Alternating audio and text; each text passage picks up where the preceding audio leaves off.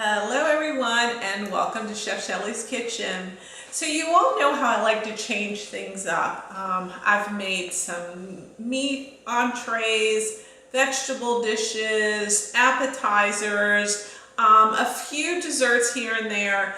Well, I decided today we're going to try those Almond Joy cookies that's been all the craze on Facebook. I actually saw it myself, I shared it, and I did in fact follow the instructions, and as always I try to make a healthier, simpler version of various recipes. When I tried that recipe as it was on Facebook, and I can't remember which company put it out, it didn't quite turn out real well. So I actually had to throw away the whole first batch and I tweaked it, and so I've come up with kind of my own version, looking at a couple of different recipes. And again, as I said, you know, my three mantras are delicious, healthy, and simple. So I'll talk about some of the substitutes that you'll see from some of the other recipes, okay? So I love using things that are healthy, and we've got some great stuff here. So first of all, any Almond Joy is gonna have coconut. So we've got our coconut. That's healthy, right? It's a fruit. We've got chocolate morsels. This is where I would recommend you use dark chocolate. We all know dark chocolate is good for you, so use dark chocolate. I've also chopped up some almonds. Almonds, one of the healthiest nuts that you can eat.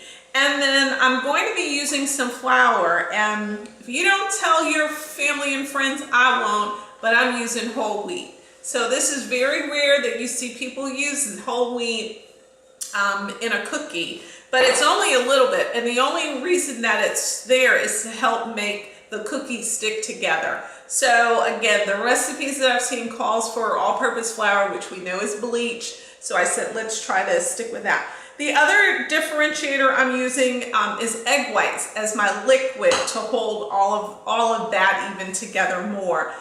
Some call for condensed milk. That's a lot of sugar, a lot more calories. You're down to minimum calories when you're using egg whites. So what we're going to do, how we're going to start out is I've beat these eggs, and again, don't worry about the quantities. I'll put it on the page.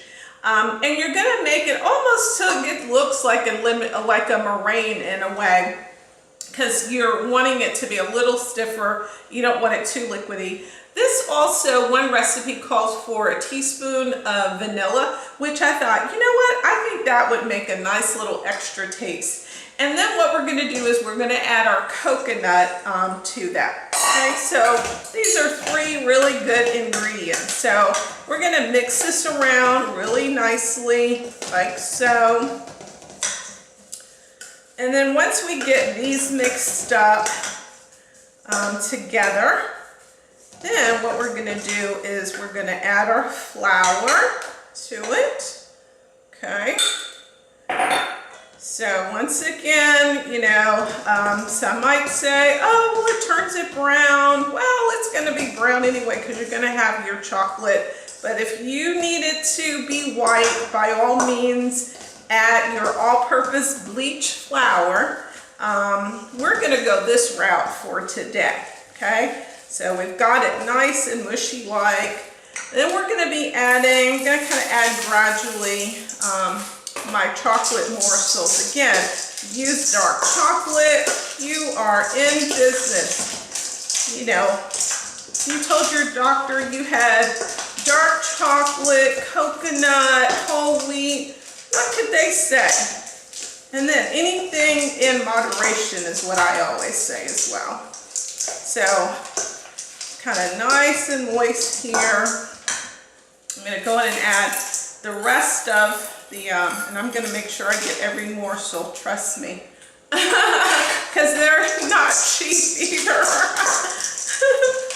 So we're mixing that around, and I'm going to admit I added a few extra little morsels than the recipe originally called for. So again, I told you I like to tweak it, make it my own. Okay, And then we're going to add the last ingredient, which are the almonds.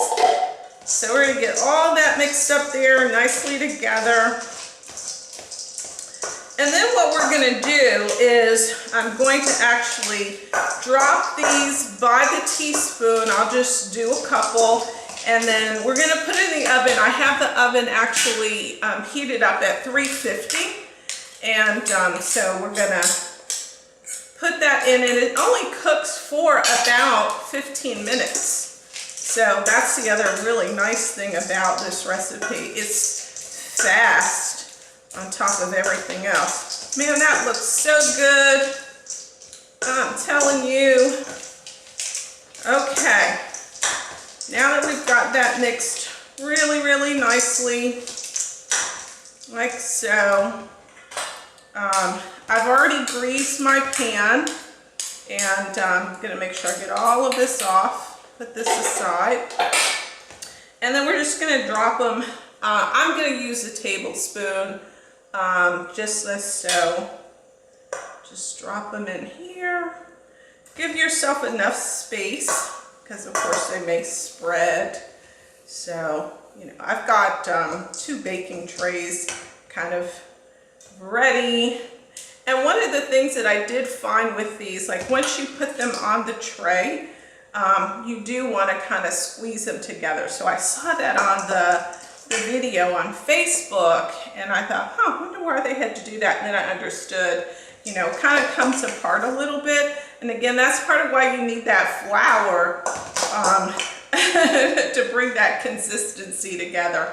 So I'm going to just finish this. Again, what you're going to be doing with these, just pull them together if the chocolates are falling apart. And I'm hoping you can see these pretty well. Again, you're just pulling them together. Make sure the chocolates are together, because sometimes they fall apart. And I'm going to just finish doing these. We're going to put them in the oven. And then once they're done, we're going to come back. And let me get a paper towel here. We'll come back and see how they look. Okay, so let me finish this and we'll see how they turn out. Okay, so we're back. So I kept my first batch in for 12 minutes, and then I kept my second batch in for 10 minutes.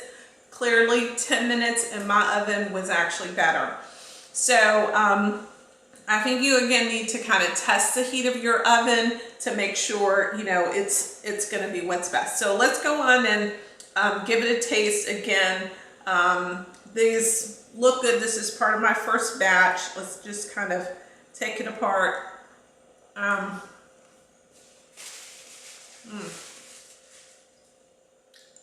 It's good. It's good.